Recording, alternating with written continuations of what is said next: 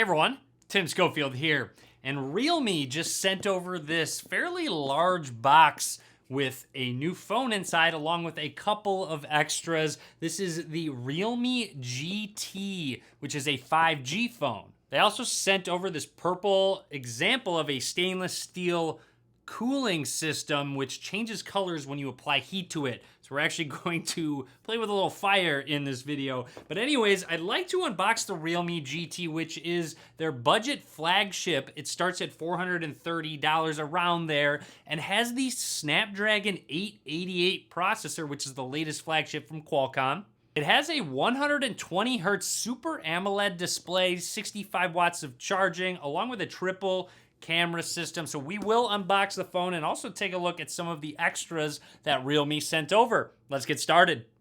Here is the box that Realme sent over, and inside there is the Realme GT with 5G and a couple extras. Looks like they sent over a 50 watt mini charger along with their new Realme Buds Air 2. We'll check both of these out later on in the video. Let's actually grab this stainless steel piece and heat it up and see what actually happens. Okay, so here's the stainless steel cooling system that when heats up, oh, look at that.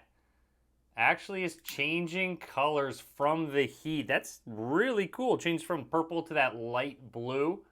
I also noticed as it cooled off, it went back to that purple color. Pretty cool. Anyways, on to what you came to see, the Realme GT. On the back, gives you a little bit more information about the device, some of those specs, 65 watt charging, 120 hertz Super AMOLED display.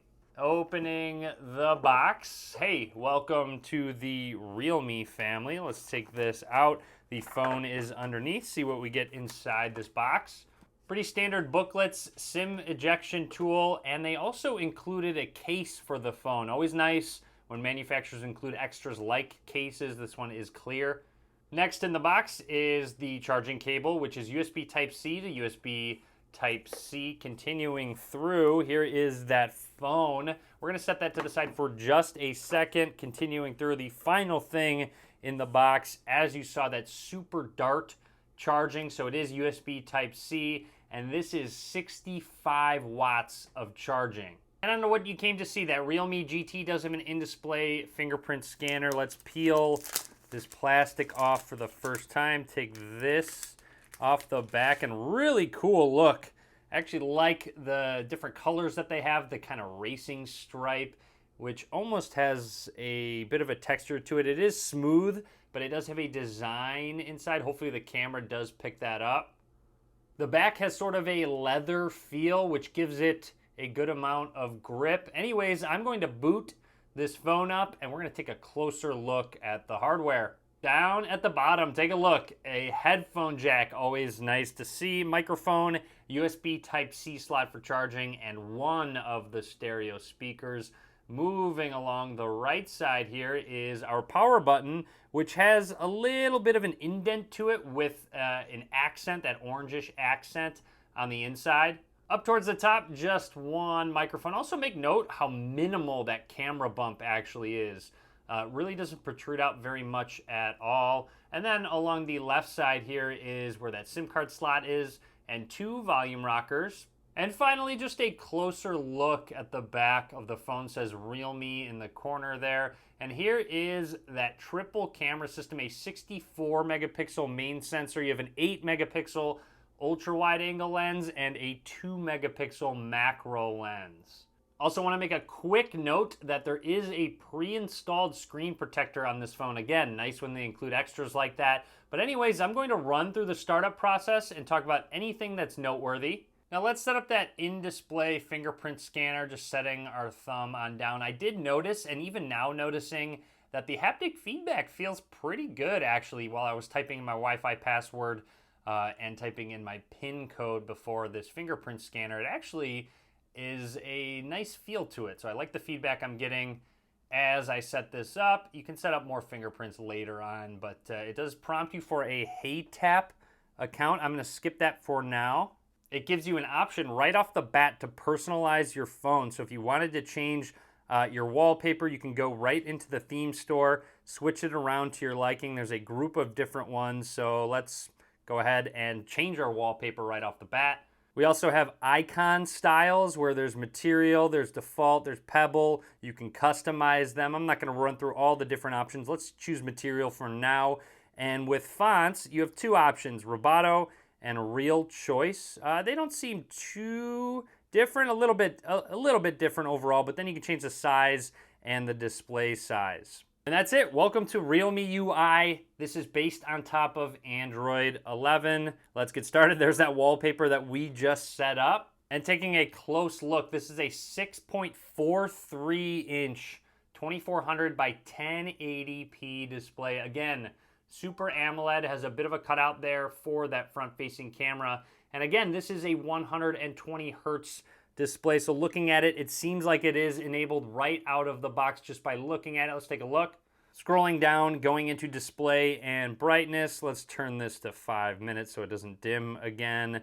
And maybe under more, there it is, screen refresh rate. So it is at auto select, but I can tell it is very smooth. You can have it standard at 60 hertz or high. Auto select will help conserve that battery life and change it depending on what content you're viewing. Or 60 hertz will definitely save that battery life, but I like to keep it on high just so I can always take advantage of that very smooth refresh rate.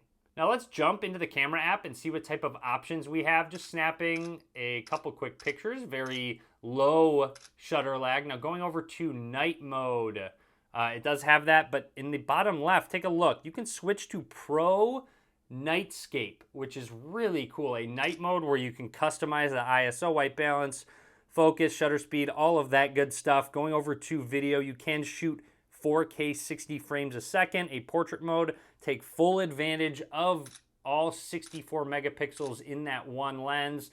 And going to more, here's all of the different options you have. Finally, one more thing to note, it does have that ultra wide angle lens 0.6 times, so it does let in a lot more into the shot. Let's quickly test out that fingerprint scanner. Setting our thumb down gives you a little bit of that vibration feedback. Seems to be extremely quick and accurate. With the display off, I'm going to set my thumb down. It does recognize that I'm pressing down on that fingerprint scanner and still unlocks it, even though it is an optical scanner. That's great to see. But another option is pressing and holding, and don't let go. You can quickly launch specific apps, and you can customize this to your liking, whatever apps you want. So if I go up to this, it will bring me to that quick launch where you just hold it down and you can quickly go to a group of different apps. Really nice feature. Back into settings, there's a lot of different options for home screen, icon pull down, double tap to lock, raise to wake, a group of different ones. I'm going to actually use double tap to lock. But scrolling through, there's additional settings that they have added in. Going back into settings, there's a group of different options. If we go into here, such as double tap to lock, raise to wake, you can turn that on, always on display. You can customize that to your liking. I always like to have always on display on, even though it does drain your battery just a little bit more. And then if we scroll down, there's convenience tools, a group of different ones for navigation if you want to use the gestures, change the different motions, gestures and motions. Let's go into that and test that one out. So there are screen off gestures going into that. One I really like is V to turn on the flashlight. So let's lock the screen, test that very quickly.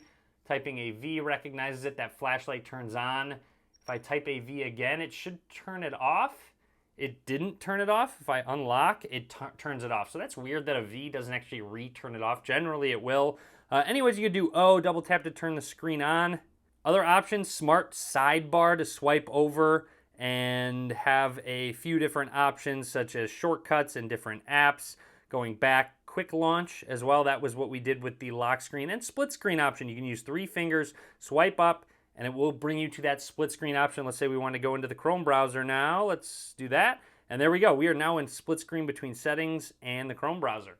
And in terms of a couple more specs, there is 8 gigs of RAM, 128 gigs of storage in this model. There is a 12 gig of RAM option. And then also it has a 4,500 milliamp hour battery. Fairly light phone overall. Very quickly, let's put the included case onto the phone. Again, it's nice to see that it is transparent because then it doesn't take away from that cool color and accent on the back. So overall, really nice that they included that.